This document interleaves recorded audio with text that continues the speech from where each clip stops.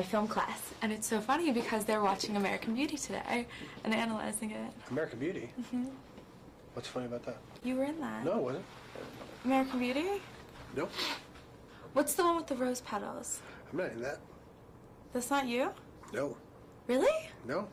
Really? Swear to God. Am I just very confused? I think you are. Welcome back to the Cinema Show. We didn't film for a year, but that's okay. Today, we're going to be talking about all the movies that we saw in 2014 and just going through which ones we liked, which ones we didn't like, and just giving our basic opinions about them. And so, I'm out of breath, this is so exciting. Just to start us off, I'm going to list all the movies that we saw this year. So it goes Lego Movie, Monuments Men, Grand Budapest Hotel, Noah, Locke, Captain America 2, Spider-Man 2, The Amazing Spider-Man 2, that's what I meant. Not to be confused with the... Godzilla, X-Men, The Rover, Transformers, Revenge of the Fallen? Yeah. Is that what it's called? Quattro, yeah. No, it's, Dawn of the Planet of the Apes, Guardians of the Galaxy, Gone Girl, Snowpiercer, Birdman, Fury, Interstellar, How to Train Your Dragon 2, Horns, Whiplash, The Hobbit, The Battle of the Five Armies, Exodus, Frank, American Sniper, Tusk, 22 Jump Street, The Drop, A Most Violent Year, The Imitation Game, fucking sakes, and Edge of Tomorrow, and Not Boyhood. So, just to, I almost watched that last night, and I was like, fuck you. Well, no, I was gonna watch it, so, when I bitch about it winning Best Picture, I'm like, oh, at least I've seen it, but I was, thinking about doing it, and I was like, nah. So, in case you're new to this, the Cinema Show is basically a show where my partner over here, Mason, he describes the movies in great length and is very eloquent, and I just sit there wondering what the fuck to say after he's done. And that book itself was, really controversial. I think it was one of the books, Hitler had burned. So, just going through, Lego Movie, I saw that, and I was not very impressed. Lego Movie was really it.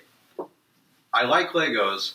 My main problem with the movie is that it was whenever I was watching it, I thought I was going to have a seizure or some kind of epileptic fucking attack. Everything is awesome. Everything is cool with the light of the team. Because so many different colors were going all at once. The animation style was beautiful, but there's so much fucking going on and so much that I didn't really care about that it just... I hated it. I know a lot of people loved it. You really liked Noah, didn't you? Yeah. So, just what's a simple... what was really good about it? I think the biggest thing that made me like Noah was that it was totally the opposite of what I thought it was going to be. Because I thought it was going to be an actual religious movie. Uh-huh. And it is not that No. at all. It's like, hey, here's the Bible story. We're going to not do that. We're going to do our own thing. I saw, some dude had, a fire sword and a rock monster. Yeah, bro, rock monsters. Which is pretty accurate to the Bible. Rock monsters are a big part of that movie, actually. Also... Is Logan Lerman in that movie? Yeah. He's a pretty good guy. And also... One, I just kind of like this, what the story itself was about, where it's the subtext of it. I like that because it's just about this guy who who's given this great moral responsibility and how he just kind of cracks under it. Mm-hmm. Because Noah gets a little. You don't like Noah at the end of the movie. He's doing some not okay shit. Mm-hmm. He thought it was a good story because it's Mm-hmm. all the stories in the Bible are interesting. Are you fucking kidding me? I think they're What a fucking... Are you serious? done. I think it's done. Holy fuck. I think that's Your what, neighborhood is... I know. Well, because I think the whole time I was watching Noah, I was thinking of The Last Temptation of Christ, I haven't seen that movie. which is similar because it's a movie that is not a gospel film. It has taking the story... yeah. Well, because The Last Temptation of Christ is actually based off its own book. Like some guy wrote a book that told Jesus' life through his perspective already. And that book itself was like really controversial. Like I think it was one of the books like Hitler had burned.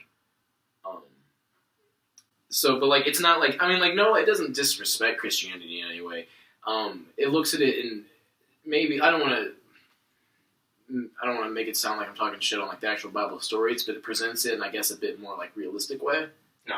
Like, because if you think about it, like if you and your family are the only people left in the world, everyone else drowned, and it's just you on a dark boat with a whole bunch of animals, you're probably gonna lose your mind a little bit.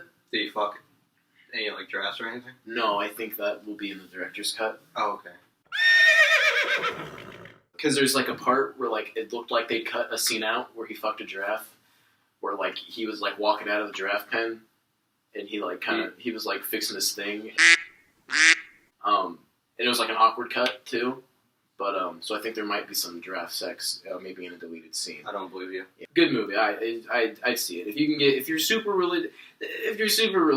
I'll watch it. I'd say if you're a creationist, maybe. If you're a very hardcore creationist, and this isn't to talk shit on either ideology, but if you're someone who takes the Bible as literal fact, or someone who just really, really likes Bible stories, maybe don't, because it or maybe if you just go in knowing that it isn't like a Bible adaptation, it's a non-believer's interpretation of the character, and he handles it well. He doesn't, the movie does nothing sacrilegious, I think. But I can understand where like your feelings would get hurt. So if you're not religious and say you like the director's work, totally check it out. But maybe if you're a little bit more on the religious side, be a little apprehensive to it. And Exodus just fucking sucked. So yeah, I heard it was not good. I heard it was very bloated. It didn't suck, but it definitely felt like it's another one of those Ridley Scott movies where it's like each one of his movies where you're watching it and you're going, man, I bet the director's cut will be good. Where you're watching it and you can tell where it's just like, all right, we skipped a couple unnecessary stuff. Yeah. We're going by a little bit too fast just to get to the end. And you mentioned American Sniper, so I guess that's a good enough segue into that. Oh, yeah, you want to talk about that? Which was, I saw that, he did not.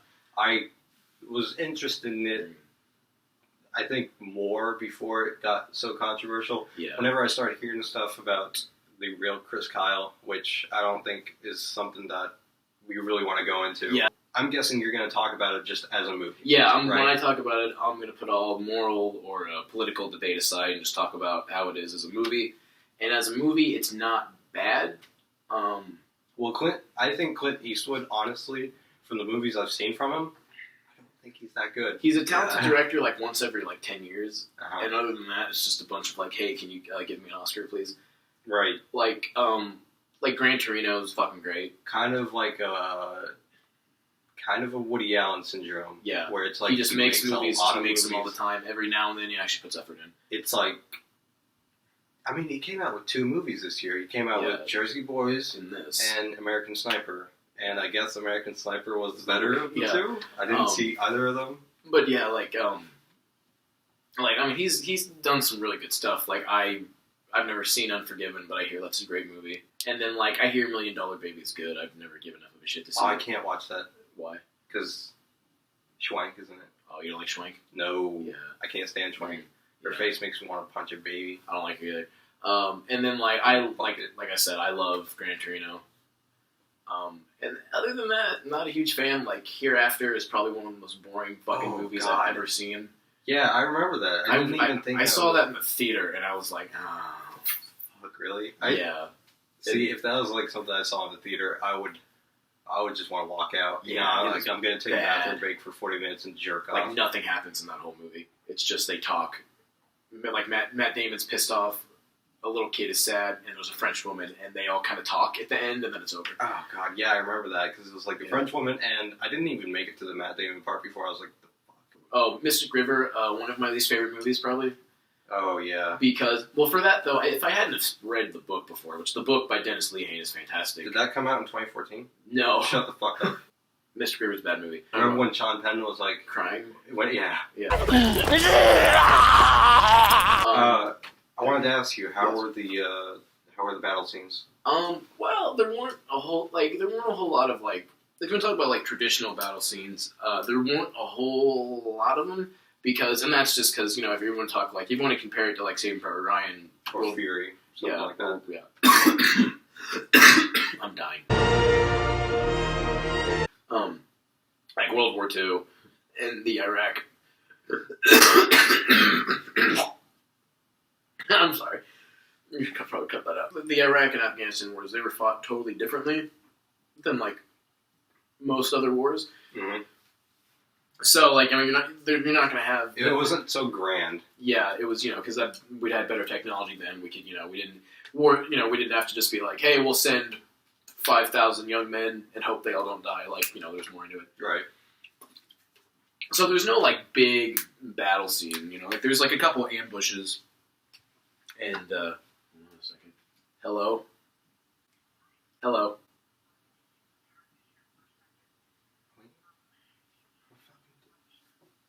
No, We're making a show right now. we're good. Thank you. Are you kidding me? Yeah.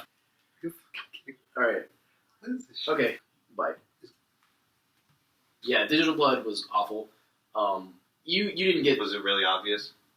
To anybody who's seen The Walking Dead, if you remember what the Digital Blood looked like in that show, which it looks like that. Oh. And then like it'll show like bodies later with like as they're like bloodstained, and it's still CGI. And it's What? Yeah. It's, Seriously? I think part of it because there's one the scene where it was the worst part, and this isn't really a spoiler because y'all saw it in the trailers, where like he shoots a kid, and I can understand that. They're like, oh, maybe they didn't want to load this like little kid up with a squib, Right. But it didn't. They kept it up for the rest of the movie. It didn't look good. It didn't look good. Yeah. But as a whole, I think my consensus on the movie is it has its moments. There are some moments where that were legitimately very intense, and some very. I heard that. I heard it was they were really intense. Yeah, really intense scenes. There were some fairly emotional scenes, but when the movie wasn't either very intense or very emotional, it was very boring. Oh yeah. And characters were just kind of like. Did it kind of have? It would focus on things for too long, which I understand. Like they were big parts of the story, but I was just like, okay, like, come on. Was it kind of similar to what people would say about Interstellar, where it's like you have a movie that's, if the genre is the most appealing part about it, like Interstellar, it's a sci-fi movie, it's a space exploration movie. Yeah. And it spends a lot of time on Earth, Yeah. in a way to kind of like humanize it. right, Yeah. humanize it and make us relate to it. Was it this kind of like that Kind when of. they were away from the war? Kind of, yeah. Like, which, I mean, then that was a big part, because it isn't so much a war movie, but it's about, like, what he went through. So, like, he'd go to war, and then he'd come back, and we'd have scenes with him, like, dealing with, like, post-traumatic stress syndrome. And they were interesting, but they weren't wholly entertaining. Like, I'd be like, oh, this is, like, he has, like, post-traumatic stress syndrome. That's an interesting story element. But it would just kind of equate to, and again, this is no disrespect to, like, the actual person. This is just a critique on the movie itself. Okay. It would just kind of equate to him being, like, a quiet asshole to his wife. And then she'd be like, hey, can you talk to me? He'd be like, no, I'm going to go back to war. And she'd be like, okay. And then they'd go back to war. And then those scenes would be interesting. And then also, I think my biggest gripe with the movie was that it seemed to not figure out what it wanted its message to be. Mhm. Because there were a lot of scenes. Yeah, I heard it was this kind of wandering into the controversial which I'm kind gonna, of thing, yeah, which I want to skip over, but just to say, because I kind of can't bring this up without, we can't talk about that, but a lot of the controversy has been whether or not this movie is propaganda or anti. Yeah, and that's where the movie keeps jumping, because there's a lot of scenes where, like, it just shows this, like, awful shit, and Chris Kyle reacts to it as this awful shit. Like, there's one really scene that I thought was really, really good that almost was like a throwaway scene, the way they, like, work it in, because they barely do. But, like, because Chris Kyle's, like, a younger brother, and after Chris Kyle enlists, his younger brother enlists, and, like, when Kyle's coming back in for his second tour, he sees his brother, like, leaving, and he's, like, talking to him, and his brother's all, like, weird, and he's just like, fuck this place, and, like, leaves. And I thought that was, like, a really powerful anti-war scene, but then they just, like, drop it. Like, they never come back to it. Like, that's, Right. like, never... And, like, and it shows, like, him, like, struggling with, like, having to, like... Because, I mean, his job was just to, like, sit in a building and, like, shoot people all day. And it shows him kind of, like, struggling with that. Mm-hmm. but then it's like it just would kind of like it'd show that scene, and then it would go to another scene where it would kind of be like, "Fuck yeah, America!" Right. Like, it just, which, and maybe that's, I mean, like war itself is just a clusterfuck of like conflicting ideologies, but it made for a weird movie. So, like, not to cut you off, but Yeah. what like overall? Now, what do you think? overall, I would say if I would recommend it. Like, there's like 3 different sects I would recommend this to. If you're from where I live, or like you're It's a very small town. yeah, very small and rural, or like if you know somebody in the military, or you are in the military, or you respect the military a lot, the movie was basically made for you. Like, people clapped in my theater Mhm. when it was done. Right. Like, if you're one of those people, the movie's made for you, you're gonna love it. If you're like me and you just really like movies, and you especially like war movies, it's definitely not the best you're ever gonna see. Mhm. But Just as a war movie. as a war movie, it's good. But then if you're somebody who I'd say is extremely liberal, or if you have very strong feelings against the Iraq War, I probably wouldn't see it because it is not for you. Right. And just really briefly, I don't think we have too much to talk about this, but just as kind of like relating to American Sniper, Mhm. Fury was the Mhm. other really big war movie that came out this Yeah. year, and we both saw it. Yeah, You saw it. I saw it in the theaters, theater, and so you watched it like 2 weeks ago. yeah, that was probably a different experience. I imagine. Well, for I don't you. know because I missed like 20 minutes of it. Right, but just Uh, very. I think you and I have not different, but because you liked it, right? I liked it. Yeah, I liked it. But I liked it a lot more than you. Yeah, I would imagine so because you are very much. I very much like war movies, and I very much like war movies that are like Fury. I love very gritty, very dark war yeah, movies. very I love. gritty. That's the best. Not I saying think- I don't want to make it sound like I like movies that make our soldiers look like assholes, Right. but movies that show it like it is. Because when I'm watching it, I'm like, oh, they're doing awful things, but they are in war. And I mean, the definition of war is like the rules of normal society don't apply anymore. Right. So I'm like, yeah, they're probably gonna kind of do some not okay shit. You know, I really don't like. What's the actor's name? With the Which one? The one from The Walking Dead? yeah, John Berthnell? John Berthnell. I don't like him, and I really didn't like him in this. So he's a great actor, He is, yeah. and I'm sure he's a fine gentleman in real life. Yeah. In this movie, I hated him, and I think that was very good. I Yeah, he like did, that yeah. aspect of it because it really, you know, it made all the characters. I think they really stood out because, and say what you will about like cliches in movies, Yeah.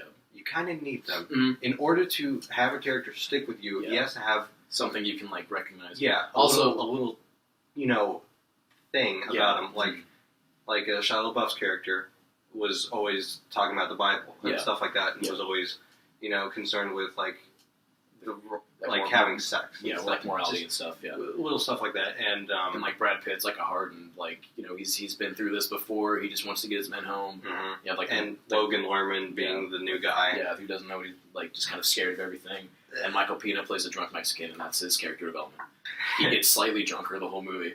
He's great. Yeah. I love that actor. And And Michael Pena's great, yeah. my problem with it, I think, was not the wars. The battle scenes were amazing. Mm-hmm. I really, really liked them. I dug the hell out of them. Yeah. And the brutality. was Yeah, just, oh, yeah. There it was was, refreshing. I mean, like, the movie literally opens up with Brad Pitt stabbing a guy in the eye. Yeah. Yeah. And then it just gets worse from there. Like, Yeah. if you're going to talk about a movie that knows how to, like, amp up its violence, Fury does a good job of that. Like, it continues to make you go, the whole movie. Yeah, definitely. And I like that because it's like, it's not really what I was expecting, actually. Whenever Yeah. I heard that it was very brutal. Yeah. And, you know, before, you know, just seeing, like, the press stuff for this, like, the trailers and Yeah. the images and stuff like that, I was like, it looks kind of, like, I didn't think it was going to be very good.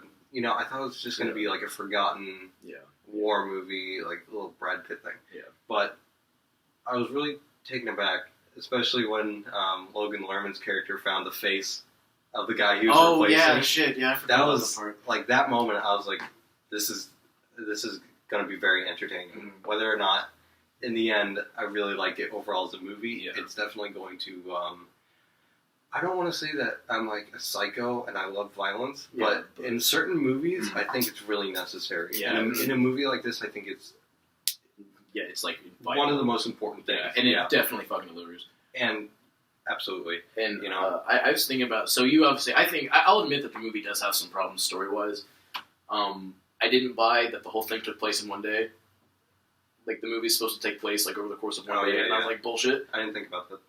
Also, the final battle scene is fantastic, Yeah.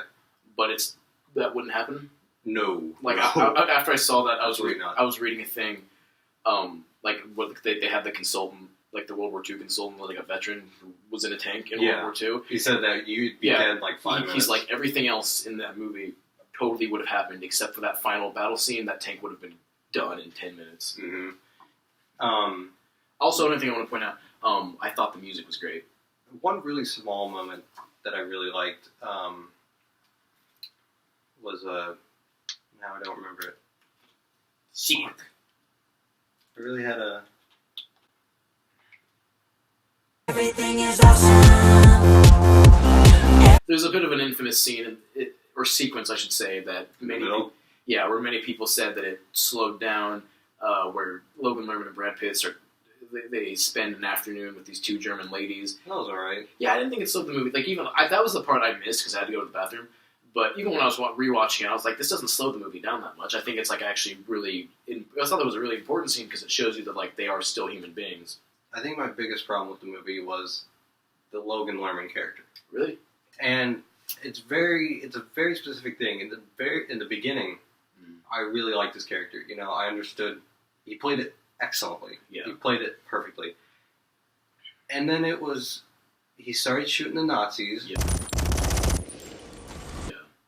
And then the shift was so sudden. Okay, I'll agree with you that it was very forced. But here's the thing that really confused me was I didn't really understand Lerman's performance.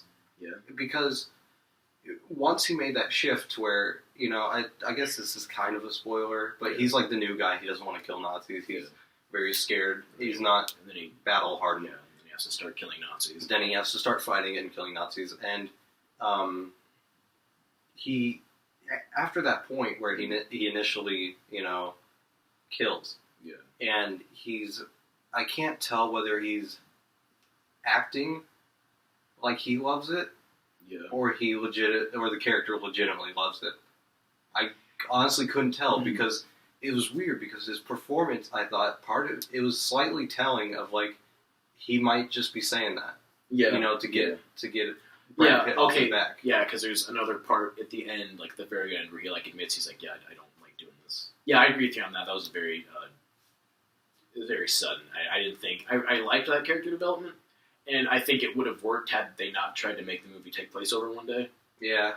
It would have been more believable, but they just kind of his character development's a little forced. Like I don't think, obviously I've never been in war, so I don't know. Maybe you do, but it was a little unbelievable that Logan Lerman would go from like this scared little kid to like a hardened warrior in like a 24-hour period. Okay, I remember the Okay. thing I was gonna say. Once they were on the front lines in the tanks, and the two other tanks were going into battle, Mhm.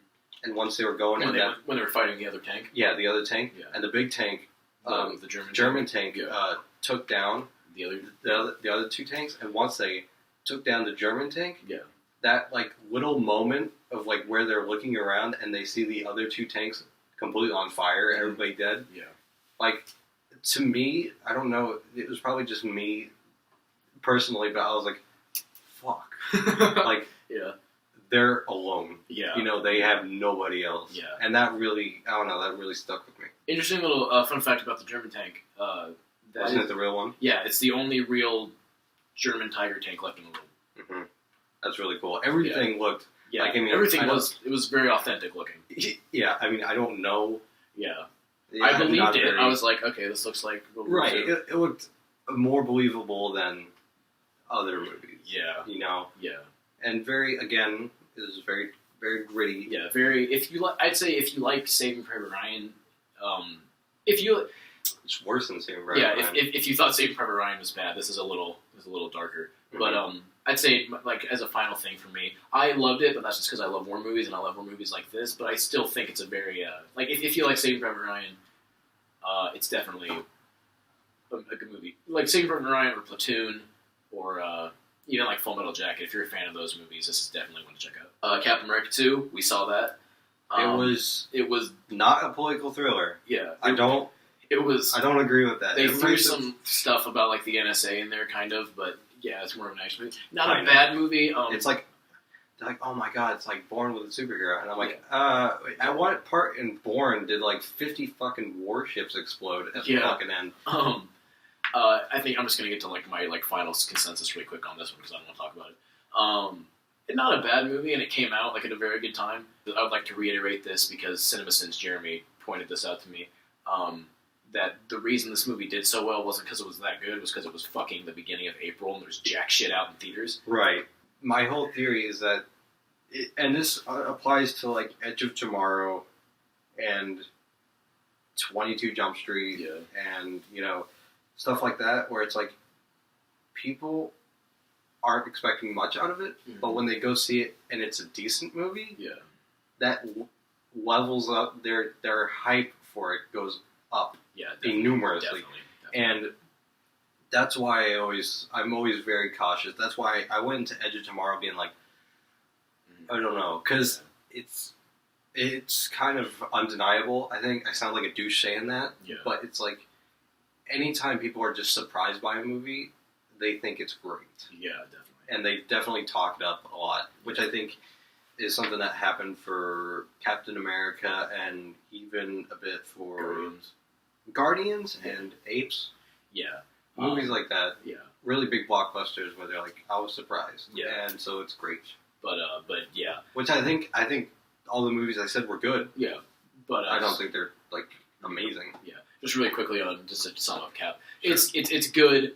I mean, it's entertaining. The action scenes are great. If you want a story somewhat at all, maybe go somewhere else.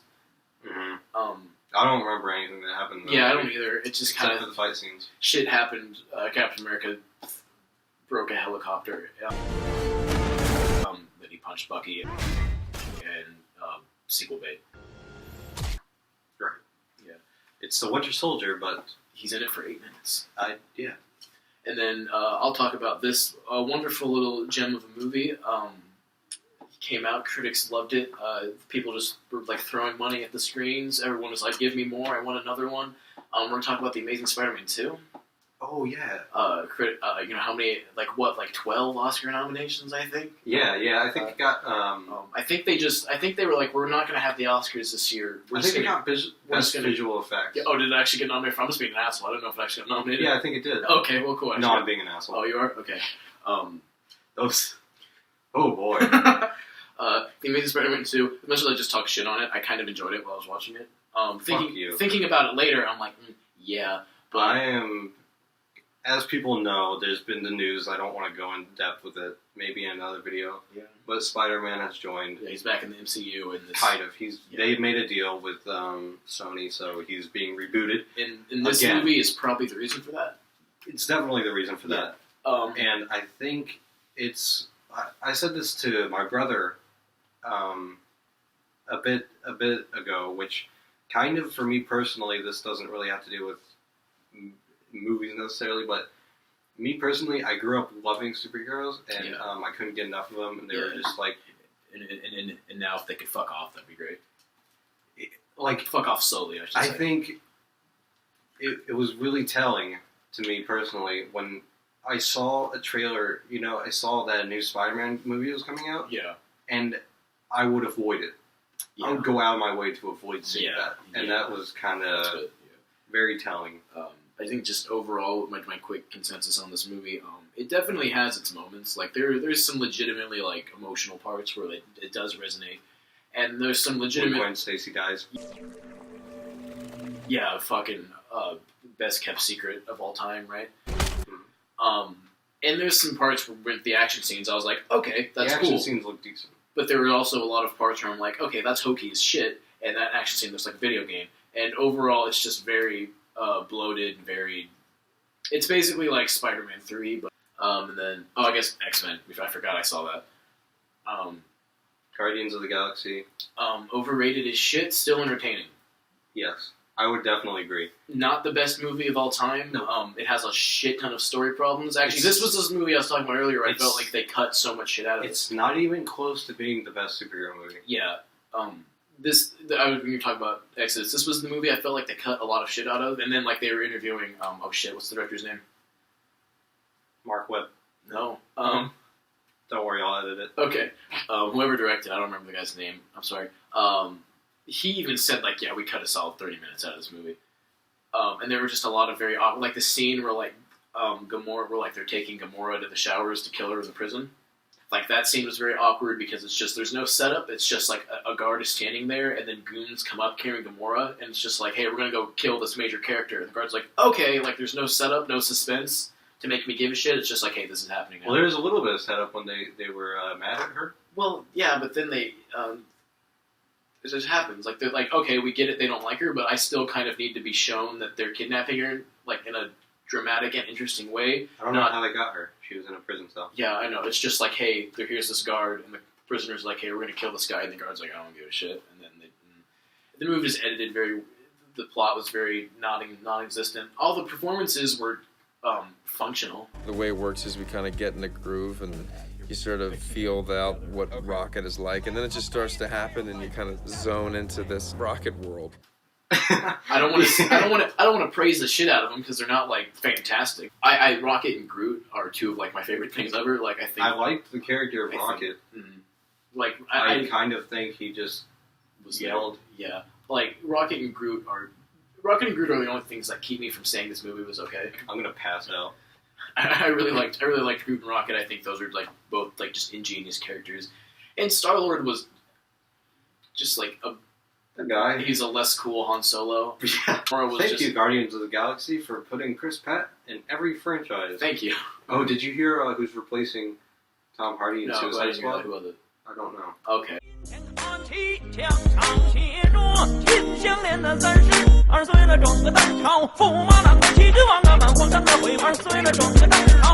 ？If you feel my love, can you hear my thoughts? Can you feel everything? And if you hear my thoughts, can you feel my soul? Can you see it too? I'm not the one that I need to stay high on my feet. Don't need you to succeed. Can you feel that hate that runs to you? Can you feel it too? If you wanna lie to me, you must change the vibe.